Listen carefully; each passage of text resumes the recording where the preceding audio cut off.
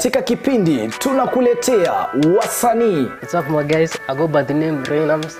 Eti nikipita kwa macho na nipimia, na kama sina pesa unguwezi nipimia. Hapa Shenster the Poet manze. Ngoma moto moto. If you wanna show some love, show some love and don't fake it too. Enda kumenya mawazo mako nani anedera shire utani wako. Vichekesho mkisongaza, mahojiano moto moto, stori za wasanii pamoja na talanta za wasanii.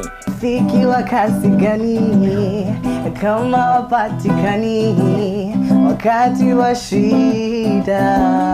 Na pia kwenye kipindi utabambika, utajijenga, utaelimika, utakuza talanta yako. My name is Rebecca Mutie, I'm a model and I'm Afri Kenya. I'm a student. Napenda kusikiza kipindi cha Bonga na Katoni kila Jumatatu kuanzia saa 9 mpaka saa 10. Kumbuka ni kwenye Bonga na Katoni ndani ya TAS TV kuanzia saa 9 hadi saa 10 kila siku ya Jumatatu. This is Bonga na Katoni in TAS TV. Karibuni.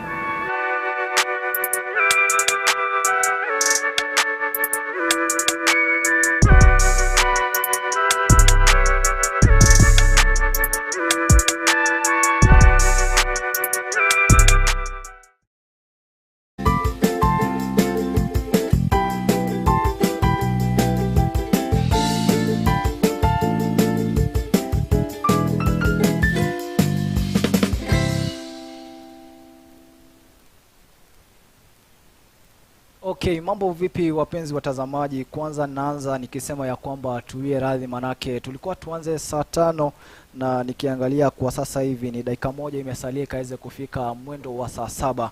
Mitambo kidogo ilikuwa na mushkili kiasi, lakini tumeweza kurekebisha, manake saa hizi ndio show inafaa kuimeisha, tukaanza ingine inaitwa Counting the Red Ribbons, lakini mambo ikaenda kinyume kidogo, lakini tunashukuru sana manake mambo imekuwa tamu tena zaidi. Licha ya kufanya morning digest saa hizi, bado pia tutakuwa tukifanya Bonga na Katoni itakapotimia mwendo wa saa 9 pale. Lakini kwa sasa ningependa kujua jamani, unanipata ukiwa pande gani mwa Kenya? Manake now it is a happy new year. Sijui ni happy new year bado tunaongea ma?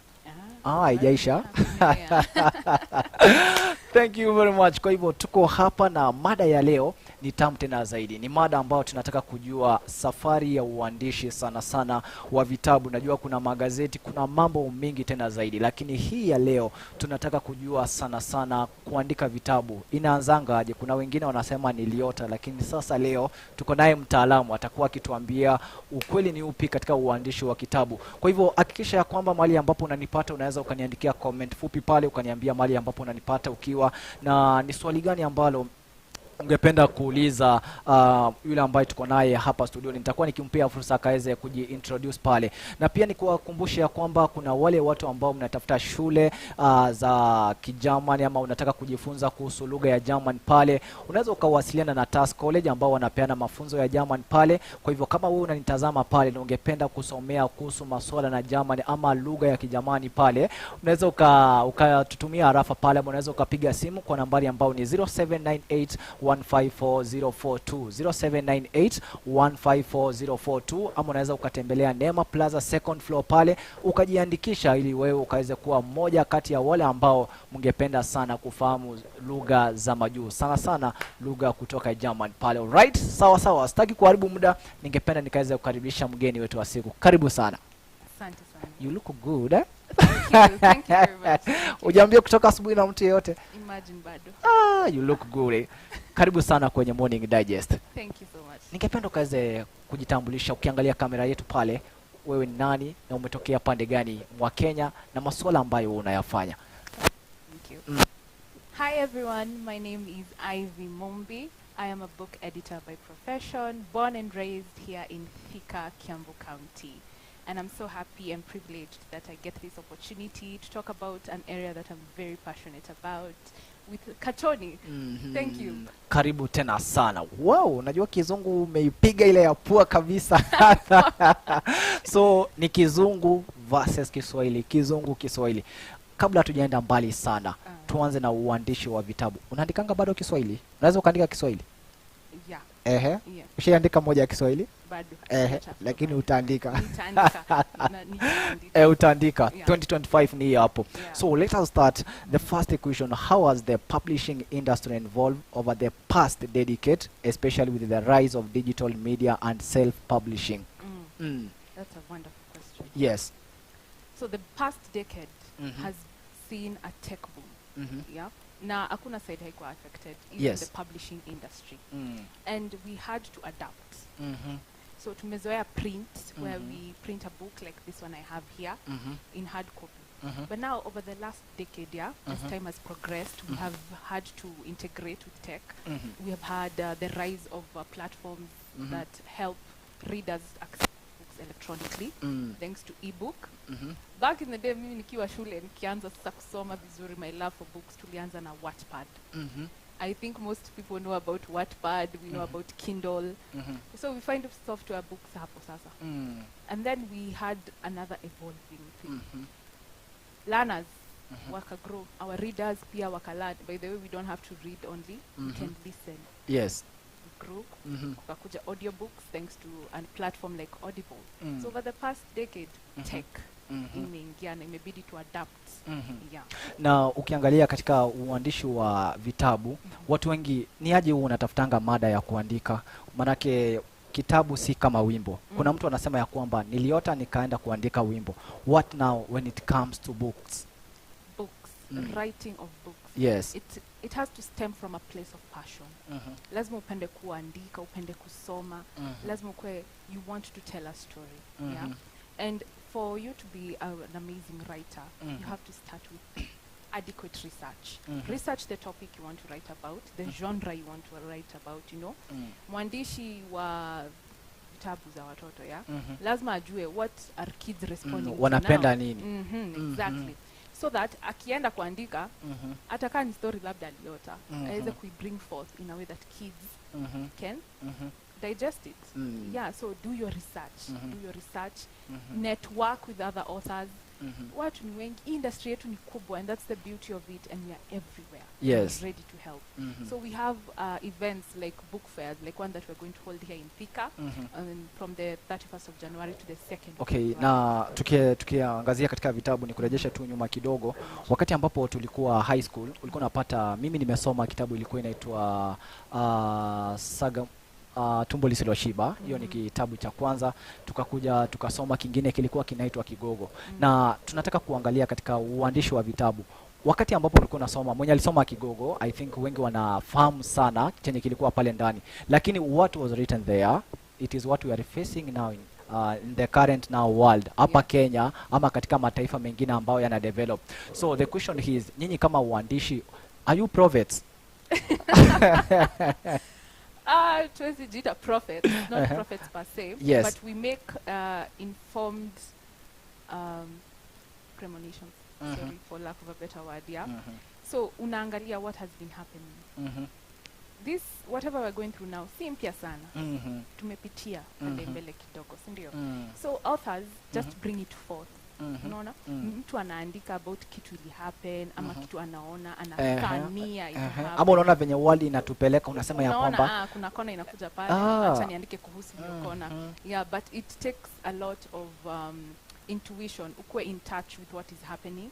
So lazima uelewe trends inaenda aje, what is happening, so that you are able to make an informed premonition.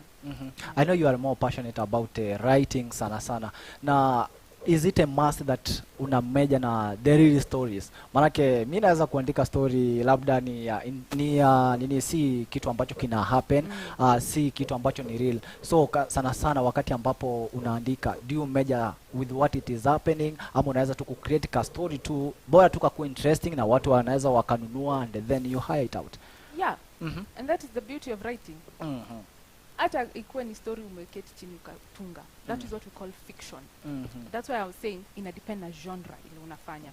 So we have fiction where you come up with a nice story, unaiandika, you bring it to me, I edit it for you, and then we produce it, we publish it. Yes, so see real life stories pekee, we work with the fiction, short stories, ataka ulifikiria story ya 3 pages, that is still a story, and I believe every story needs to be shared. There is an audience for every story. Yeah. Now give us now venye how you start your day. Kwa mfano saizi you want to write about my story, not a eulogy lakini yenye unapeanaga mazishi. Now you want to write about my story. Ushaipatana na challenge like mtu huwa hajijuangi yeye ni nani, you want to write something lakini ukafika tu katikati ukapotelea, unaendelezanga aje kwenda mbele? That is where I come in as an editor, yeah? Utakuja kwangu katoni uniambie I want to write and I want to write about myself. And I've written 1 to 3 chapters. Yes. I'm suffering from something we call writer's block. I will help you to analyze how far have you come, what more do you feel you want to share, alafu I guide you on how we will write. Yeah? But the story inatoka kwako. Siwezi toa story mahali pengine. My work, you bring me work you have worked on already, umeandika. I help you refine it in a way that we can send it out to the audience. Yeah, so mimi tu nitakuguide. Juu unajua inafikanga mahali unakuwa confused. Unaona uko na story mob and it's all about katoni. Unashangaa utaandika aje. So mimi nikukusaidia tu, hapana, kwanza tusianze chapter ya turn 30 the other day. Yes. Tuanze na ukiwa miaka 10. What is it that you remember most, you see? So tunakupea tuka guideline. Yeah. Kuna wale watu ambao wanakutizama pale ambao wengi ni wanafunzi na mtu ako na passion sana ya kusoma na kuandika vitabu. The characteristics za watu anafaa kuwa na nini? Najua they are joining now the colleges, they are joining the university, anafaa kuwa na nini? Kuna mtu ako na the start lakini hajui kwenda mbele kuna kuanga aje. Unaweza kumshauri nini? Tafuta wenzako. Usikae peke yako useme I want to write, but I'm too afraid of what people will say. Where do I start? I don't want to ask for guidance. Usiogope. Reach out to fellow authors. Reach out to people like myself to guide. Kuwa na passion ya kusoma na ya kuandika. Kuwa na hiyo wito. Yeah. After hapo, kuwa ready to learn. Be ready to learn. Be ready to do your research. Be ready to read other books based on what you want to write. Yes, you want to write a children's book, read other children's books, borrow something from that. Yeah. Kuna kitu umesikia hapo, umeongelea kuhusu wakati ambapo unataka kuandika kitabu. Kama unaangalia watoto pale, lazima ujue ya kwamba, yani lazima ujiingize katika viatu za watoto pale. Kuna wengi ndio sasa we want to measure about love, you know, tunaelekea msimu wa malava nini hivyo. Sasa lazima tutaletewa maua. Sasa hii ya mapenzi lazima kwanza ukue ushaingia katika mapenzi wewe mwenyewe, ukapiga heartbreak ndio tuandikie kitabu, manako utaandika kitu chenye kikuwa pale. Sio lazima upigwe heartbreak. Mapenzi yote ya uchungu. Kuna mapenzi tamu huko nje. But you can write about another person's experiences. Yes. Unajua labda hujafanikiwa yet, hujafika hiyo point. But you've seen your friends, yeah? Wame go through the entire relationship thing. You can sit with them, I want to write about your relationship. Yani umeona venye katoni anaenda na nani, you must have a book. Na nibamba vile mko nataka kuandika. It's okay, you just borrow permission from them and then you now just start writing. Yeah. Na mnatumai ya kwamba kwa wale wote ambao mnaendelea na kusoma, wale wote ambao wangependa kufahamu kuhusu uandishi wa vitabu pale, kuna kitu ambacho labda umeweza kunyakua kimoja ama kiwili. Kumbuka tuko hapa kwa ajili ya kukusomesha, tuko hapa kukuhakikisha ya kwamba ile ndoto yako ulikuwa nayo kuhusiana na uandishi wa vitabu imeweza kutimia. Sana tuangalie mambo na politics, kitu ambacho kina trend. Kwa mfano unaweza ona Kenya venye siasa zinatupeleka majensi, uamue tu kuandika moja ya majensi. Can you look at the trends and then you come up with a topic and then you write? Yes. It is what happened with the Francis Mbuga betrayal in the city. You remember? Yeah. He looked at what was happening, lakini aliandika in a way that haikathirishi mtu pase na haitaji majina. But you can write. That is the beauty of writing and of books. Every topic is open. Wemeandika and then let me take you back to high school. Wakati ambapo tulikuwa tunasoma kitabu hadi una cram. Were you passionate from high school? Na how was languages kwako? Wow. Yes. I have been passionate about books since I was 11 years old. Wow. Nilikuwa naiba vitabu, naiba. Mam pole, nilikuwa naiba vitabu. I go read even books that were above my age, yeah?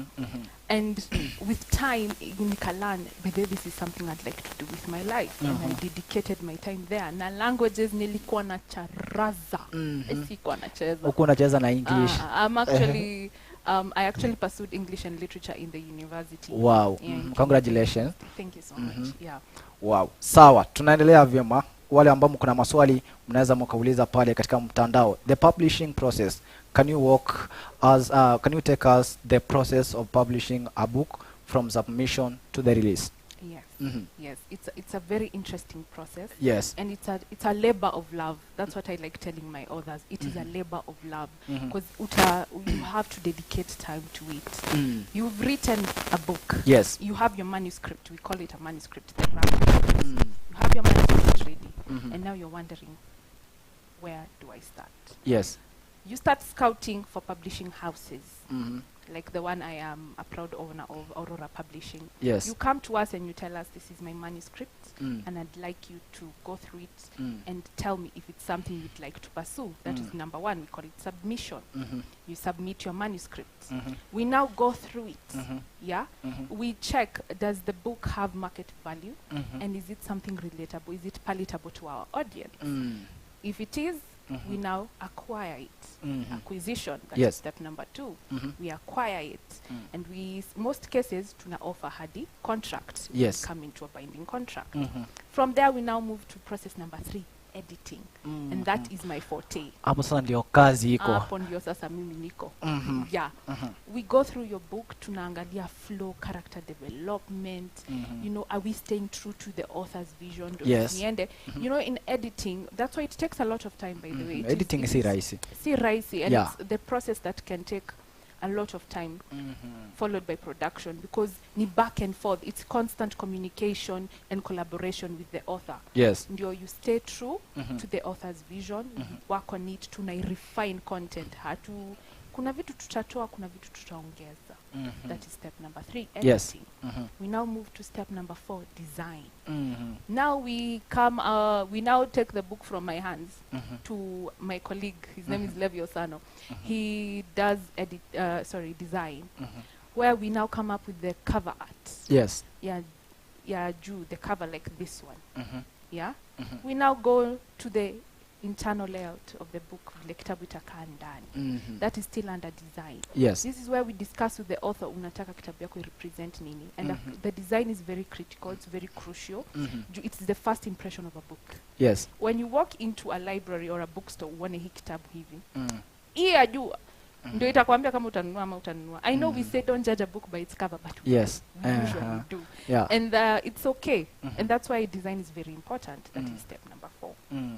Number 5, we now move to production. The book is ready, design is ready. Yes. We send it out to press. Iprintiwe, kama tunaifanya digital copy, e-books zitengenezwe, kama ni auditory tunatengeneza audiobooks. Yes. That is production. It's another area that takes a bit of time. And it's a labor of love, as I said. Hapo lazima we are still in communication. Is it the print, is it okay, nini. And then, well, we move on to the marketing, where we release the book. Yes. We now market it to the masses so that it reaches the target audience. Unajua tuwezi print book tukae nayo. Sisi tu tunasoma, we share it with everyone else. Yeah. Wow, very nice. Now let us give an example before we take a break. Now you want to write about the Kikuyu culture. That's an example. Yeah. How long will it take to be published out? It fully depends on the length of your book. The length of your book, umeandika kitabu kiwango gani. Sawa? So that is what varies. Yeah, kuna mtu ataandika kitabu ya 10 pages, and that's okay. Utaileta, we will publish it. It will take a shorter time than a novel, a big novel of 400 pages. Yeah. So it all depends on the length of the book. Kama a friend of ours, Ken Wakoraya, wrote a book. Yeah. The Kikuyu language, and it took him some time finding the right publisher and all that. But roughly it could take if the book is ready, and this is dependent on if the writer has finished writing. Kama manuscript iko tayari, tunaanza process. It will take roughly 1 month to 6, depending on the weight of the book. and the size. Yeah. Yes. Unajua kando na kuandika vitabu, you can act. Kwa mfano umekuja umeelezea kitabu venye iko, are you in the shoes that you can act? Jiwekea katika hiyo kiwango. You can act. You turn a book into a script na inafanywa movie. Now relate it to the high school wenye nilikuwa naonanga pale wanatokea nyuma ya curtain alafu wanakuja hapo mbele. Can you do that also? I could, but I'm a bit shy. Hiyo ya shyness kuna mahali ilikuwa inaingililianga sana. Very important. So unaweza fanya zote. Yes, yes. Creative art is a beautiful thing. If you can work in books, you can work in the production industry of cinematography. It is possible. Yeah. La mwisho kabla tuchukue break, what do you look for when considering a manuscript for publication? Yeah. So when a manuscript hits my desk, when I'm skimming over it, I look at three things. Originality of the author, okay? Are we dealing with new concepts, a new topic that has never been touched on, or is it a fresh perspective on topics that have been written over time? And a good example, I carry this book with me everywhere. This book is near and dear to my heart. It's written by Peter S. Okumu, Layla. We talk about girl child a lot, yeah, and the struggles they go through. He gave a fresh perspective where they're not just the victim, yeah. Sometimes the choices they make are out of their own volition, yeah. So originality, hii manuscript iligonga desk yangu nikafurahi. And that's another thing we look for, the passion.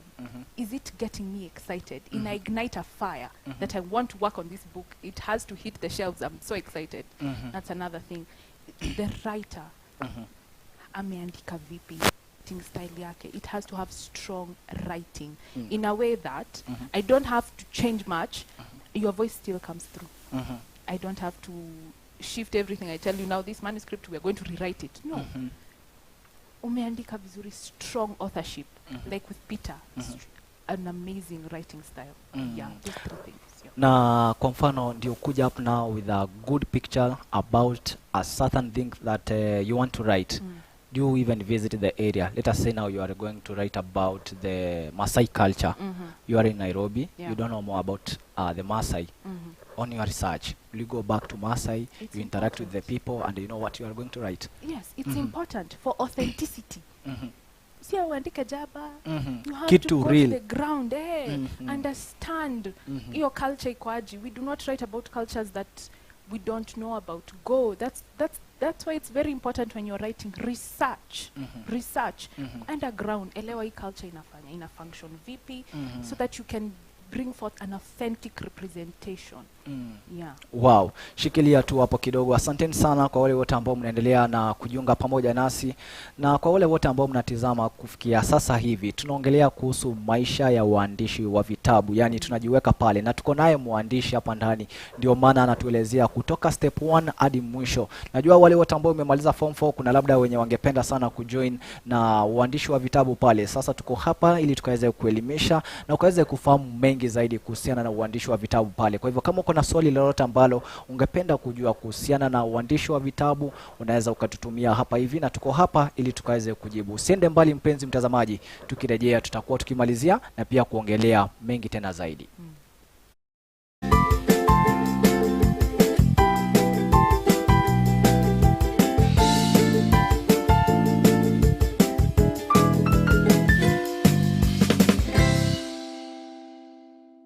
Ready to learn German? TAS College is the perfect place to start. Join our A1 beginner German language course today and unlock new opportunities. Guten Morgen. Good morning. Guten Tag. Good afternoon. Guten Abend. Good evening. These are some of the words that you will be learning in our school. So come and join the new beginner classes for German classes at our school. We will take you step to step until you understand and be able to introduce yourself with this beautiful language, German.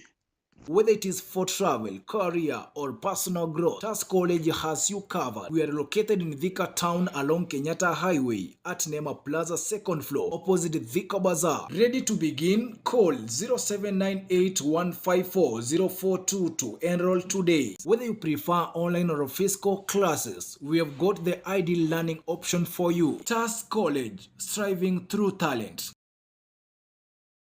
Katika kipindi tunakuletea wasanii. What's up my guys, I go by the name Reynams. Eti nikipita kwa macho na nipimia, na kama sina pesa unguwezi nipimia hapa Shenster the Poet manze. Ngoma moto moto. If you wanna show some love, I don't fake it. Hey, kumenya mawado mako. Nani anedera shire.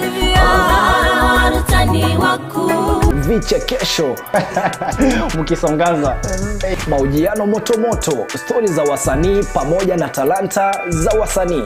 Fiki wa kazi gani kama wapatikani wakati wa shida.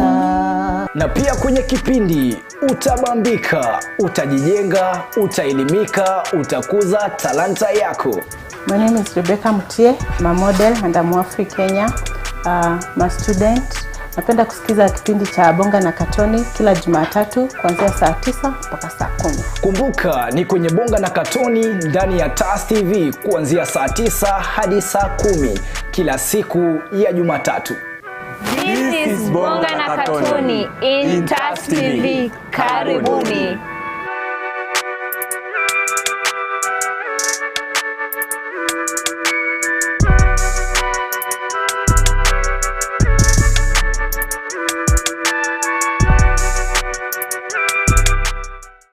Ready to learn German? TAS College is the perfect place to start. Join our A1 beginner German language course today and unlock new opportunities. Guten Morgen. Good morning. Guten Tag. Good afternoon. Guten Abend. Good evening.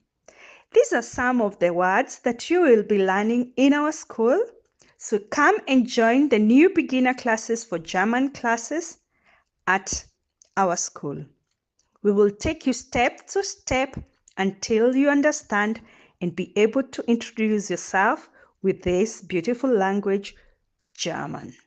Whether it is for travel, career, or personal growth, TAS College has you covered. We are located in Thika Town along Kenyatta Highway at Nema Plaza 2nd floor, opposite Thika Bazaar. Ready to begin? Call 0798-154-0422 to enroll today. Whether you prefer online or physical classes, we have got the ideal learning option for you. TAS College, striving through talent. Katika kipindi tunakuletea wasanii. What's up my guys, I go by the name Reynams. Eti nikipita kwa macho na nipimia, na kama sina pesa unguwezi nipimia hapa Shenster the Poet manze. Ngoma moto moto. If you wanna show some love, I don't fake it. Hey, kumenya mawado mako. Nani anedera shire. Oh, tani waku. Vichekesho mkisongaza, mahojiano moto moto, stori za wasanii pamoja na talanta za wasanii. Fiki wa kazi gani kama wapatikani wakati wa shida. Na pia kwenye kipindi utabambika, utajijenga, utaelimika, utakuza talanta yako. My name is Rebecca Mutie, I'm a model and I'm Afri Kenya. I'm a student. Napenda kusikiza kipindi cha Bonga na Katoni kila Jumatatu kuanzia saa 9 mpaka saa 10. Kumbuka ni kwenye Bonga na Katoni ndani ya TAS TV kuanzia saa 9 hadi saa 10 kila siku ya Jumatatu. This is Bonga na Katoni in TAS TV. Karibuni.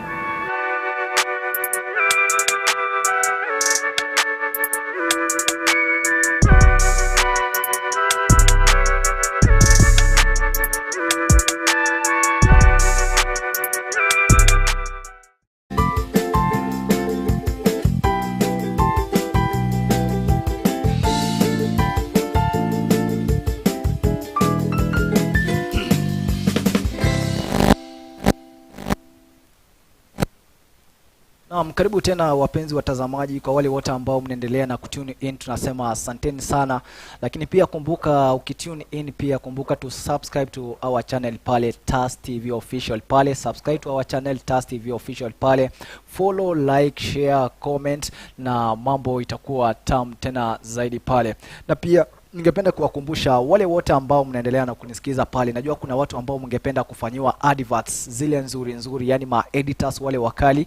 Unaweza kuwasiliana nasi TAS TV kupitia nambari ya simu ambayo ni 0798154042. Kama uko na kazi ambayo ungependa kuadvert, kama uko na sherehe ambayo ungependa watu wakuje pale wakave your live stream pale, unataka photographers pale, unataka video production ikaweza kufanywa kwa kazi yako, uko na business na ujui utaanzisha aje, ni vipi naweza kufikia watu pale.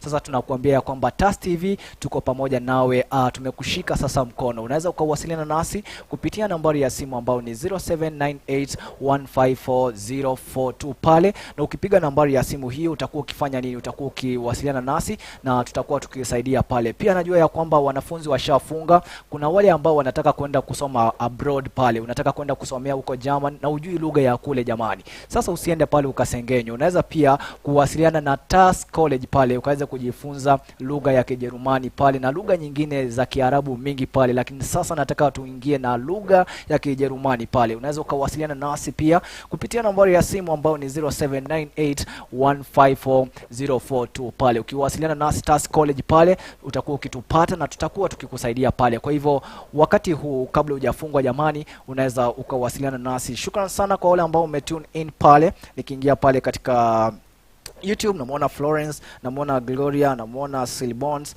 Hapa anauliza what is your typical timeline from manuscript to acceptance to publication. Hilo ni swali ambao alikuwa ameuliza pale, kwa hivyo utaanza kujibu na hilo pale. Sports Hub na kuona pale anasema logged out. Peter Okumu anasema big sana my editor pale. Mwingine anaitwa Red Flows pale anasema how are you, royalties calculated and what percentage does the outer receive pale. Hilo ni swali lingine. Kwa hivyo ni maswali mawili ambayo utakuwa ukijibu kabla hatujaingia katika swali lingine pale. Kwa hivyo tukianza na hilo, hayo maswali, labda ni lipi ambalo ungependa kuanzia na ungependa kuwajibu namna gani? On the question on royalties and what the author receives, yes, it fully depends on the contract we come into, whatever we agree. Yes, it ranges from giving the publisher 20% in some cases.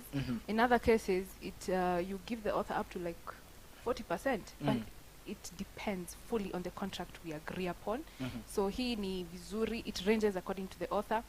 Kama uko na manuscript, come visit us at Aurora Publishing.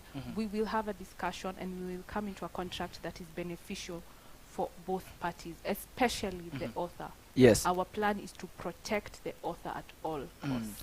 What role does an editor play in sharpening a book, and how do you decide what changes are necessary? That's a good question. Yes. Our role, personally, my role as an editor is to refine your work. Nilisema hapo mbeleni. Yes. So my job is to make sure there is flow, there is character development, your scenes zinapelekana vizuri, chapters zinafuatana vizuri, grammar. Yes. We don't publish a book and when our readers are reading they're like, hawaelewi ni nini inaendelea. Yeah. Another thing is the language. Yes. As an editor, it's my job to help you find a language that will communicate with your target audience. Yeah. Kwa hivyo, if you're writing a book for the age range of 18 to 25, there's a language you'll use, right? It's not the same one you'll use when you're targeting people who are above 50 or kids. So ours is to help you in refining even your language. Yes. Yeah. When it comes to the changes that are to be made, we do not decide the changes. We suggest these changes. Yes. And that is what I was talking about, open and efficient communication. So I do an editorial report immediately I'm through skimming and reading the manuscript. Yes. I send it out to the author and I invite them for a meeting. These are the changes I feel are necessary. What do you think? Because at the end of the day, it is not my work, it is the author's work. My work is to help Yes. bring forth the book and the author's vision as clearly as possible. Yeah. The challenges that you face now as publishers. Wow, a few. One is rigidness sometimes from authors. Yes. Mwandishi anaona ni kama unataka kumchangia everything. They have worked so hard on the book and they feel like you want me to just discard all I've done and start afresh. That is not the case. Be open to change. Not all change is bad. Some change is to help your book grow. Yes. Right? And get to the target audience appropriately. That is one issue that we face as editors and as publishers. Another issue is when it comes to the pricing of a book. We need to balance affordability with profitability. Yeah? Yes. So that at the end of the day, the author can take something home, right? That is why they are writing. They want to share the story, but also get something in return. So balancing that becomes a bit of an issue. Unaweza pata challenge, kwa mfano wewe ni Mkenya unataka kuandikia Mchina kuhusu a certain story. Is that one, can you call it a challenge? Na ujui Kichina. That is exactly it. That is the challenge, a language barrier. But that's why we employ translators, right?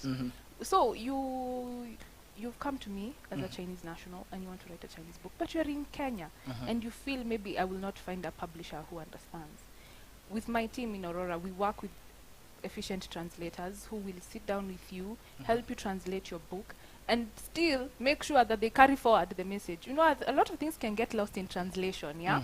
But with our translators, we make sure that it's maintained.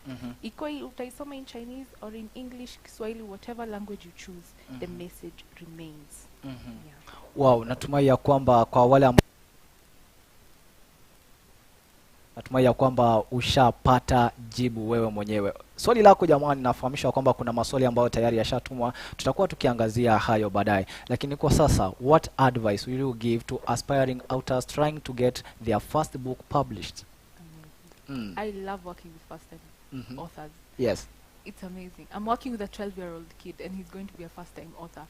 One thing I tell them is the same thing I've been preaching since we started the show. Research. Go research. Do not write on a topic you're not sure of or you don't know how to navigate. Do your research right. Network. Find people who have been in the business for some time. They will advise you, they will guide you. Yeah. Also build a platform. Build a platform. If you're writing a book about love stories, unatembea hivi Jivanji, Christina, unapatana na couples. Amaenda shule kwa ma students. Ndio kinaramba sana. Yeah, if you're writing about a young adult love story, and hapo shule waambie I want to write, or I'm writing, or I have this book ready. Yes. And talk to them about your book. Get feedback. Yes. So that the day that your book is out in print, utarudi tu pale wa message ndio hii. Ndio hii book nilikuwa na washo. Yeah, and it's going to be well received. Yeah, so be open to change. I know sometimes, especially for first-time authors, you feel this is my baby. I have worked on it so hard.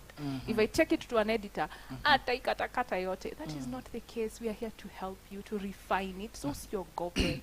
Yeah, do your research, network, build a platform, and be open to change. Yeah. Kuna hao watu ambao wanaandika sana vitabu na tuseme ni kama za mapenzi kwa mfano. Hiyo ni mfano. Anaandika amemaliza ndio, lakini anakuambia episode 2 it is coming. Another book it is coming. Yes. How do you connect from first episode to the next one? Yeah. That one, the transition is a bit of a tricky process. Yes. If the author is not sure of what they're going to write in book 2. Like for example with Layla, my dear author, Peter, has already told me I'm working on part 2. And he left a very good gap, so to speak. Aliacha with a very nice cliffhanger in the end of book 1. Taruki njia ambayo haieleweki. In the end of book 1. That makes the reader, that notifies the reader, okay, there has to be a book 2. So when he presents book 2, anaendeleza penye aliachia. Unaona? So there is seamless transition. So we can't go from book 1 to book 2 and they're on top completely different topics. We have to have a sequence. Lazima zifuatane, ama zielewane. They have to marry. Na si challenge pia wakati ambapo mtu amekuletea kitabu uje umuendeleze part 2 na huko umesikiza part 1. Kwa mfano mtu anaweza kuja niandikia about my story, lakini kuna part 2 yenye nilikuwa nataka kuongezea.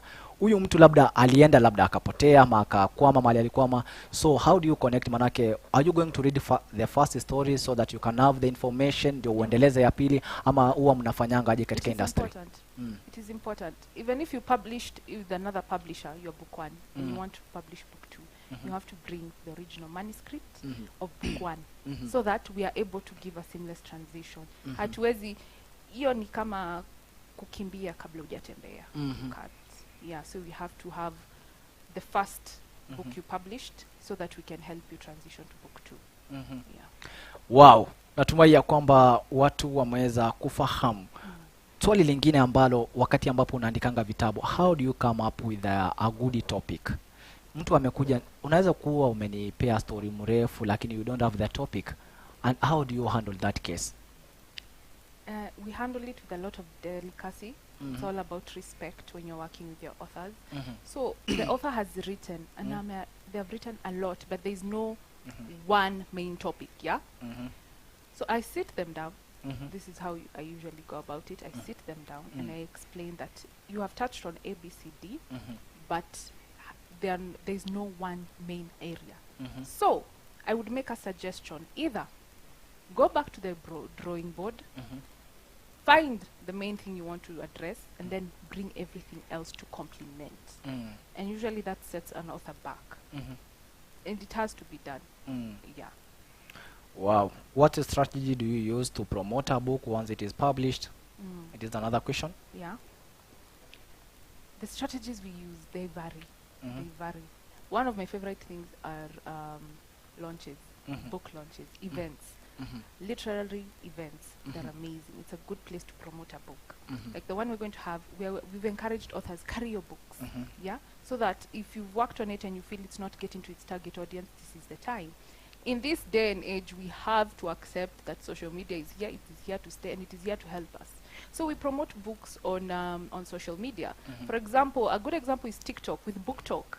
Book Talk has helped authors and underrepresented authors catapult to fame and to becoming best-selling authors just because one review from an influencer or from a reader somewhere just picked up a book and said, I need to talk about this on TikTok.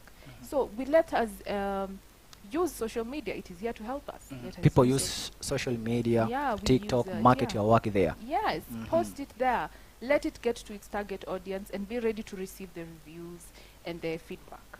Yeah. What role do books reviews, influencers, and the book bloggers play in your marketing strategy? As I just touched on, the credibility of a book is built by reviews. I personally, when I want to get a new book to read, I go on Goodreads and I search the book, and you'll find so many reviews. And as much as everyone has their own opinion, sometimes it helps you inform. It helps you make an informed decision when you're getting a book. So reviews help build the credibility of a book. Influencers and bloggers, they help amplify the book. You know, they help get the book to audiences that you can't reach yourself sometimes, you know. So when they discuss a book on their page or on their channel, their audience will hear about it, obviously, right? And they'll be pushed to, okay, just hivi Africa alisema nisome Atomic Habits, let me try. And that helps. How do you think artificial intelligence and the new technologies will impact the future of publishing? Tech is ever growing, and we can't escape that. And that's what I was saying. We need to adapt, and we need to work with it. AI is there's a lot of controversy when it comes to AI, and people wondering about the ethical, how ethical AI generated content is. But AI is also going to be of a great help to the publishing industry. A good example is with an app a friend of mine has been working on called Somesha. With that app, it uses AI to help early literacy for kids. With that app, you can upload existing kids' books, right? And when a child logs in, they just have to search a genre they like. Maybe they like animal stories, and existing books that have been published already are presented. It also helps parents come up with totally new stories with the help of AI for their kids. So a parent can log in, come up with a new story, and send it off. Yeah. How do you keep readers engaged with a particular or an author over time? by working on sequels, we have to make the author remain relevant. Yeah. So if you wrote book 1 and it got traction, why not work on book 2? Just maintain the Don't give up. originality. Don't give up. Yes. Usiandike moja useme nimefika. There's still much to do. Engage with your readers directly. And that's where social media helps. These literary events help. Be in the same room with your readers. Yes. They'll give you feedback. This is what we'd like to see from you. This is what we've thought about your last book. Yes. And that way you're in touch with your readers and you're building a community. Yeah. How do you keep here tushazungumzia, what do you believe is the key to build a strong loyal reader base for another? Keep up the work. Do not give up. Do not stop. Yes. Always be ready. It's like it's a full-time job, actually. The way you'd report to your 9 to 5 is the way you should let your creative minds grow. Write as much as you can. Engage with your readers all the time, as much as you can. Explore new topics. Yeah. Where do you see the future of the publishing industry in the next 5 to 10 years? We are going to grow. We are going to grow. We're going to grow with tech. We're going to grow in fan base, because the beauty of it is, as much as we thought print is dying down, everyone is moving to ebooks, it's not. A new generation is rising that want to hold, they like the feel of a book in their hands. And for that to happen, we need to accept that we need to change a bit and accept and adopt hybrid models where the author and the publishers work together, and actually it comes to a point where we have to share a bit of the cost so that the author is not burdened with all of it, so that we are able to come up with a work that still reaches the readers very well. What role do you think audiobooks and podcast will play in the future for reading and literature? Podcasts and audiobooks will help grow the market for books. That is a given. Be it today, be it in this year, it is a given. Audiobooks tapped into a market that over the last few years we had forgotten about. Not everyone is a visual learner. Some people do well with listening. So you will find someone tells you, I don't like books. Because why? I don't like sitting down. Kuandika ni kazi mingi sana. Nitashinda na kitabu the whole day. Nitasoma tu page moja sitaelewa. You tell them, okay, why don't you log on to an audiobook on Audible and just listen to it. So you're doing your chores in the house and you're listening to a book and you still get the message purely and beautifully. So they are here to help. They are here to stay. And I think they're going to help in the growth of sales of books as well. Over time, having candid discussions about these books on podcasts. There's a podcast I follow on YouTube. I've forgotten the name. They usually discuss up and coming books, and it helps get these books to the readers, to the targeted audience, by word of mouth. Tuingia shuleni, manake wanafunzi wengi wako shuleni na wanafahamu hii sana. Wakati ambapo watu wanaandika vitabu na wanakuja na play. Unajua kitambo hatukuwa tunaonanga movie labda venye hiyo kitu iko, labda tukawa tunaenda set books tunaenda kuona. Sasa wamekuja na hii method, unaweza ukasoma na ukaangalia labda movie pale. Is this one going to change our world na also the listeners, also the students in school? Yeah, unaonaje?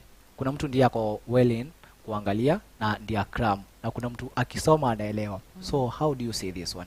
It is going to grow, and I don't think that is something that is going to change. And I feel I would actually encourage schools to actually help students actually to adapt these books. Yes. Wacha hata hao wajiactie ndani ya shule.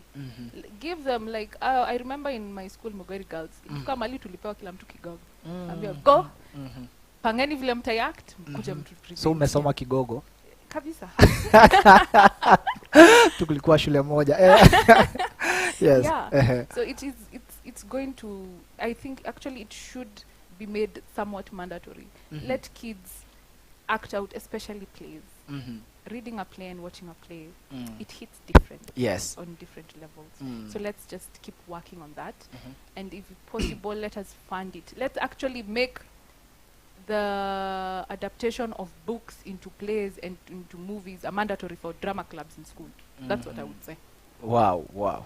What is your vision for the role of publishers in promoting diverse voices and inclusive stories in the literacy world?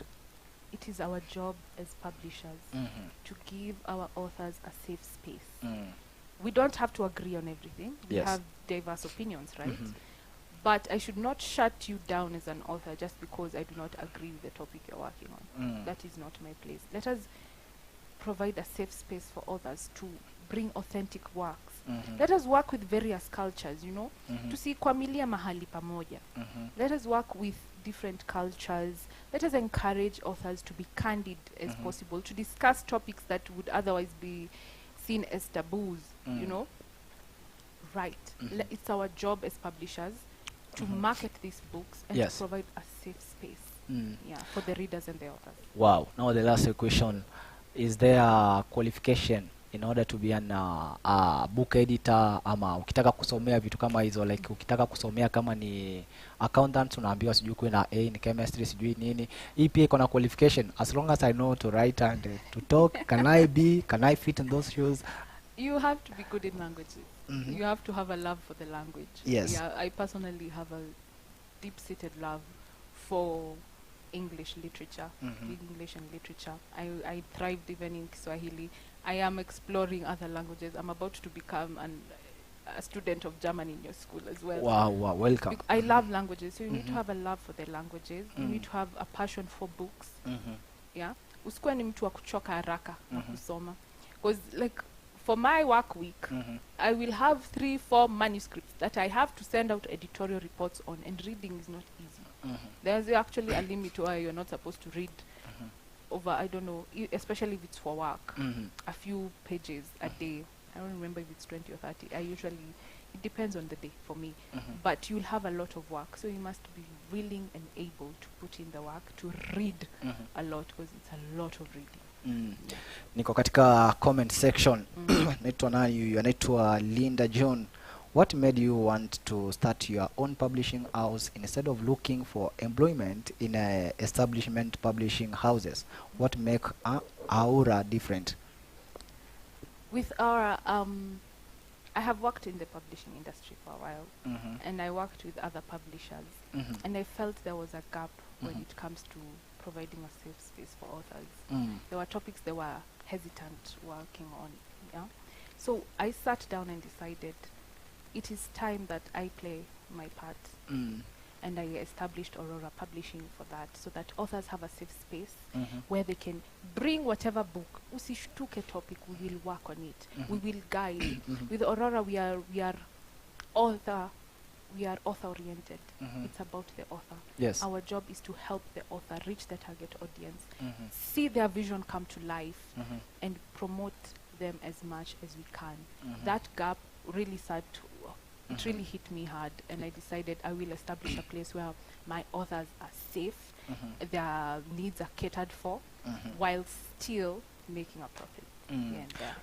Mwingine hapa anauliza, what happens if the book underperform? What percentage of titles turn into a profit?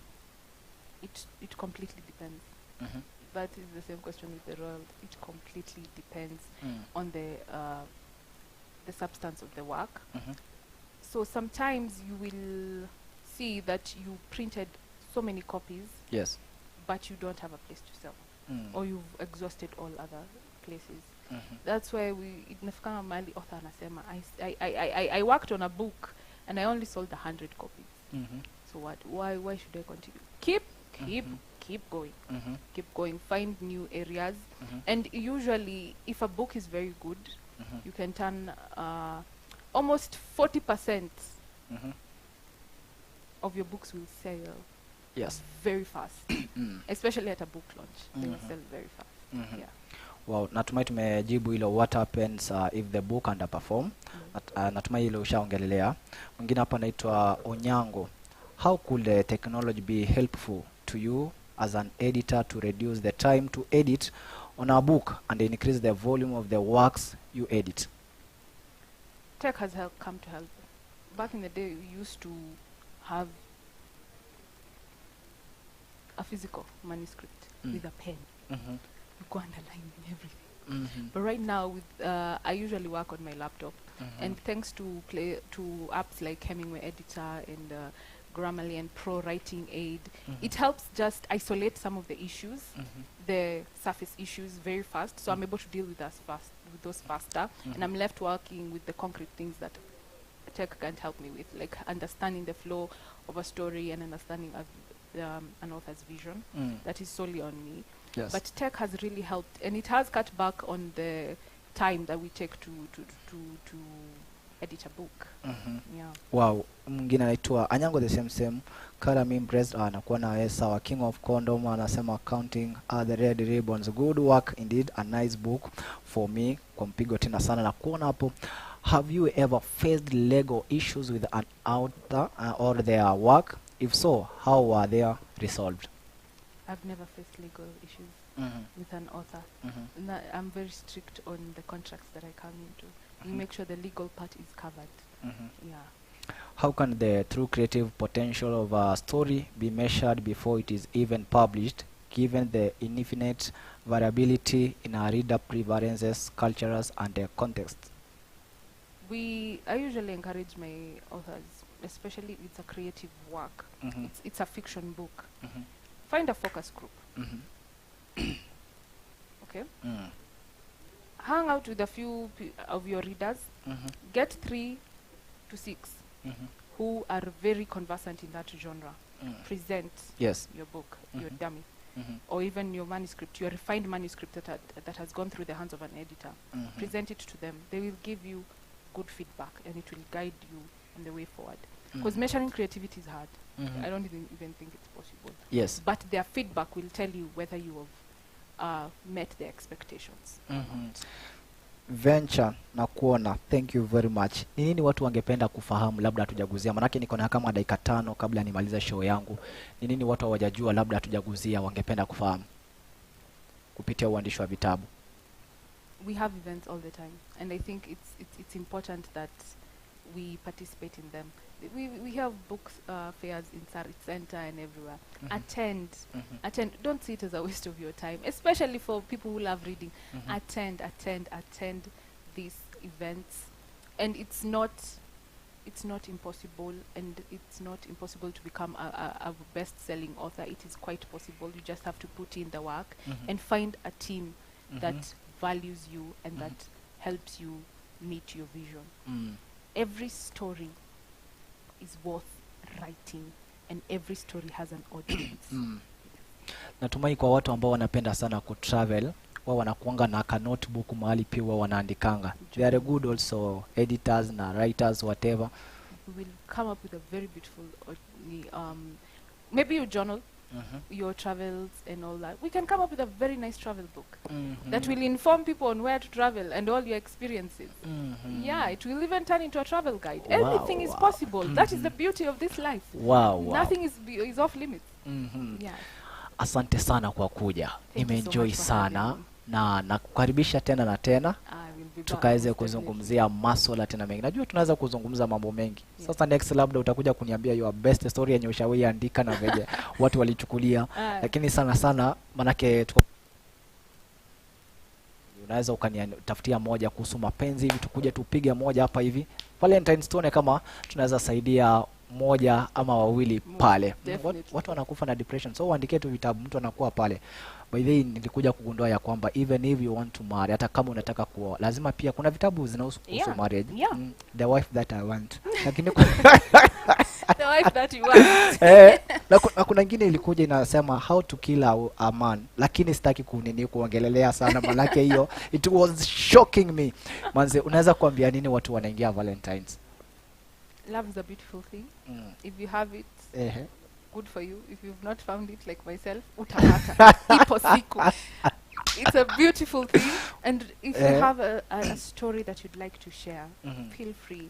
I think this world needs more love.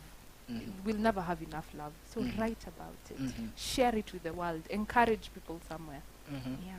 Sawa, nimesikia ukisema una mtu akulete maua. Hiyo ni kesi baadaye. Ni vipi watu wanaweza wakakupata? You can reach me on my mobile number, that is 0718 132 756. 0718 132 756. For Aurora, you can reach me on my work email, that is ivymombiw@gmail.com. ivymombiw@gmail.com. Wow, very very nice. Kabla niondoke studioni, mpenzi mtazamaji, kwa dakika tu moja ni kufahamisha kwamba kuna Task College ambayo inapeana mafunzo kuhusiana na Ujerumani pale. Umesema ya kwamba utajiandikisha kama mwanafunzi wa kwanza. Wow, thank you very much. Tushapata mmoja hapo. Kuna wengine bado ambao wanaendelea na kuwasili. Kwa hivyo kama wewe ni mmoja ungependa kusomea Kijerumani pale, unaweza ukawasiliana na Task College kwa nambari ambayo ni 0798154042, 0798154042 pale, ili ukaweze kujiunga, ukaweze kufahamu masuala mengi kuhusiana na lugha ya Kijerumani na lugha nyingine zile ambazo wewe mwenyewe ungependa kuwasiliana pamoja na wao pale. Sawa. Tupatane tena wakati mwingine, ukuwe na wiki ama ni juma. Sawa. Wiki inaanza sawa. Ukuwe na wiki maridadi, Mark Paul, na Mungu akulinde. Tupatane tena wakati mwingine. Bonga na Katoni is coming saa 9 manzi, usikose kutune in. Bye.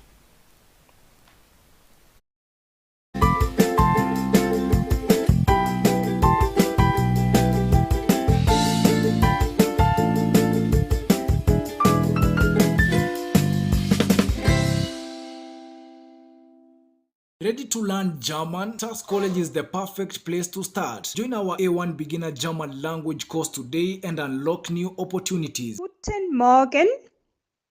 Good morning. Guten Tag. Good afternoon. Guten Abend. Good evening.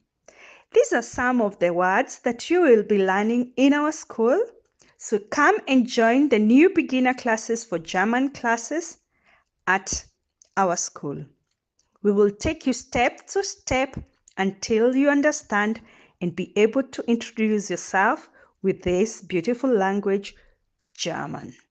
Whether it is for travel, career, or personal growth, Task College has you covered. We are located in Thika Town along Kenyatta Highway at Neema Plaza, second floor, opposite Thika Bazaar. Ready to begin? Call 0798-154-0422 to enroll today. Whether you prefer online or physical classes, we have got the ideal learning option for you. Task College, striving through talent.